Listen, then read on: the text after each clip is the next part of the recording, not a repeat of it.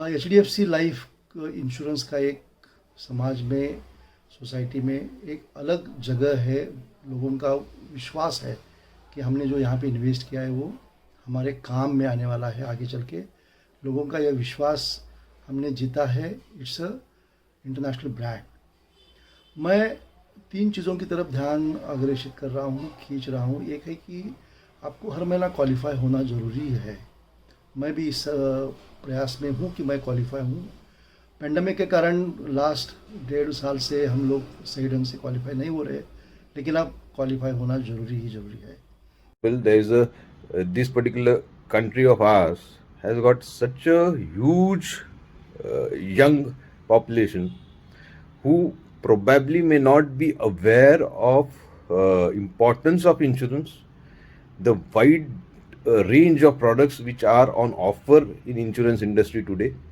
So it's the right time to excel in this particular business, and agency life has given that kind of impetus to all the FCs, because this particular program, what I would say, rewards performing FCs, motivates FCs to perform at their best possible level, and it has been a huge success according to me. Agency life जसं HDFC लाईफने मागच्या 2-3 वर्षापासून agency life हा जो उपक्रम सुरू केला आहे तो खास करून सगळ्या फायनान्शियल कन्सल्टंटसाठी की त्यांना त्याचा लाभ घेता यावा आणि त्यांना काम चांगलं करता यावं. आणि पहिली गोष्ट त्यांना मोटिवेशन मिळावं की मला इथून काहीतरी उत्पन्न मिळतंय जे रेग्युलर मिळतंय सॅलरीसारखं, आणि त्याच एका मोटिवेशननी माणूस काम करायला लागतो. आणि तो मला सगळ्यात मोठा आवडलेला उपक्रम आहे. आणि रादर त्याच्यामुळेच ह्याच्यात काहीतरी ॲड ऑन असल्यामुळेच मी कन्सल्टंट झाले.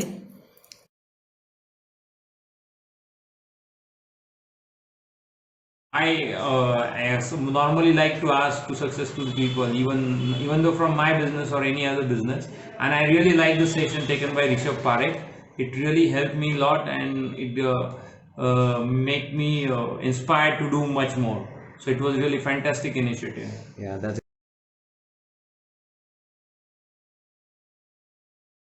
Advice for new FC. एवढं सांगेन की हा बिझनेस जो आहे तो आपल्याला आपल्या पहिल्यांदा सर्कलमधून स्टार्ट करायचा आहे, बिकॉज ऑलरेडी आपल्या तिथं ट्रस्ट अँड रिलेशनशिप बिल्टअप झालेलं असतं.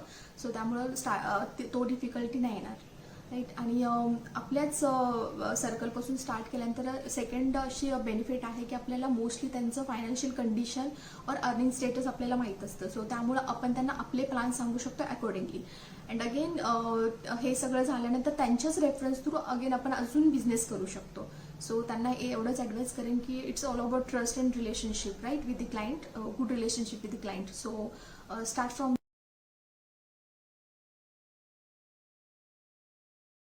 दिक्कतें क्या है, प्रॉब्लम्स क्या है क्वालिफाई होने में? क्वालिफाई होने में प्रॉब्लम यह है कि कन्वर्जन नहीं हो रहा है पॉलिसीज़ का। लोगों के मन में कोरोना के प्रति एक अनपेक्षित डर है कि अगर कुछ होता है तो हमारे पास सेविंग्स क्या बचेगी अगर हम लोग इन्वेस्ट करते हैं तो ये डर स्वाभाविक है, लेकिन फिर भी अपना प्रयास जारी रखना बहुत ज़रूरी है। क्योंकि अभी आप जो सेविंग करेंगे, जो इन्वेस्ट करेंगे इंश्योरेंस में, वो आपको आगे ही उपयुक्त होने वाला है सभी तरह से। यमलन, उसके बाद जो भी क्राइटेरिया रखा गया है क्वालिफाई होने के लिए, उस पर क्या कठिनाई है, मैं समझता हूँ कि अभी 2 NOP करने की जो एक आपने अनिवार्यता रखी है, ये मैंडेटरी है कि आपको 2 करने हैं NOP। मुझे लगता है कि इसको हटा देना चाहिए। एक भी आपने NOP की तो इस पेंडेमिक कंडीशन में सही रहेगा। बाकी आपको यमलन 15 करने ही करने हैं, ये आपको लीड्स करने ही करने हैं, और जो डेली ट्रेनिंग जो है वो कंपलसरी है, आपको ट्रेनिंग करना ही करना है। जो आपको उसके सिवाय आपको ज्ञान नहीं आपका बढ़ने वाला है। तो ये अजून एक आहे की एजन्सी लाईफमध्ये जो क्रायटेरिया दिलेला आहे की आत्ता सध्या 2 लाईफ तुम्ही करायला पाहिजेत, आणि प्लस टर्म इन्शुरन्स पॉलिसी जर असेल तर ती बिफोर 15च्या आधी ती कन्व्हर्ट झाली पाहिजे.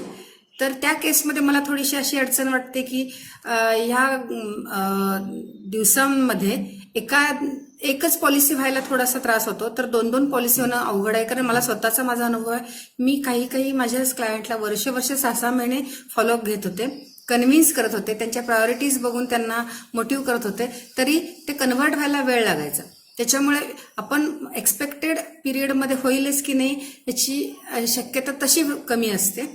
आणि त्या केसमध्ये एक पॉलिसी झाली आणि जर दुसरी नाही झाली तर एजन्सी लाईफ जरी प्रॉपर मेंटेन केलं, एम्लन केलंय, सगळं केलं, तरी सुद्धा कमिशनापासून पेआउट एजन्सी लाईफच्या पेआउटपासून कन्सल्टंट वंचित राहतो. आणि दुसरा एक पॉईंट असा आहे की टर्म इन्शुरन्स बिफोर 15च्या आधी करायचा. तर टर्म इन्शुरन्स पण होतं काय जनरली की पॉलिसी लॉगिंग झाली, चेक मिळाला, तरी सुद्धा क्लायंटचे मेडिकल करणं आणि मेडिकल केल्यावर त्याच्यानंतर ते अंडर रायटिंग डिपार्टमेंट मिळून त्या प्रोसेसिंगला जो काही वेळ लागतो तो विदिन अ पिरियडमध्ये नाही झाला तर तो सुद्धा क्रायटेरिया कन्सल्टंट इझिली कम्प्लीट नाही करू शकत. म्हणून मला ह्या 2च गोष्टी थोड्याशा अवघड वाटतात, म्हणून मी इथं हा 2 पॉईंट म्हणतो. ॲट अ टाइम 2 पॉलिसी करणं थोडं डिफिकल्ट आहे, but still I try for that. And again support from agency life, I guess weekly report मिळाला पाहिजे एव्हरी वीक, सो दॅट आम्हालाही कळेल की where we are standing now. And again मैं तो ट्राई कर रहा हूँ क्योंकि नहीं कि मेरी जो पॉलिसी है ओके वो मैं 1 से 5 के बीच में लॉगिन करना ट्राई करूँगा. और लॉगिन होने के बाद ओके तो कम से कम पॉलिसी 15 डे पहले इशू हो सके. ओके, ये मैं ट्राई करना चाहूँगा. ओके ओके ओके और मुझे HDFC ने बहुत अच्छा कुछ दिया हुआ है. ओके मैं चाहूँगा कि मैं और कुछ उसमें तरक्की करूँ क्योंकि और नॉलेज अर्न करूँ. ओके ओके और मेरे अच्छी तरह से और ग्रोथ हो सके. मैं उसके लिए मेरा खुद का सेल्फ प्लानिंग चल रहा है उसके ऊपर. एक अच्छा फाइनेंशियल कंसल्टेंट होने के लिए, सक्सेसफुल होने के लिए क्या करना जरूरी है? तो ये अध्ययन का मामला है. आपको ये पूरा विद्यार्थी के रूप में सीखना जरूरी है. आपकी एज कोई भी हो, आपको रोज़ सीखना जरूरी है, लोगों से बात करनी जरूरी है. कम से कम 10 कॉल रोज़ आपको कर. I'm very impressed by this particular program and the way it has been conducted and way it is going on and it's a very nice what I would say a very nice initiative which was started a few years down back, and I think it has yielded huge results. It has helped me as a salesperson to reinvent myself, remotivate myself, help me to set higher goals and achieve it month after month.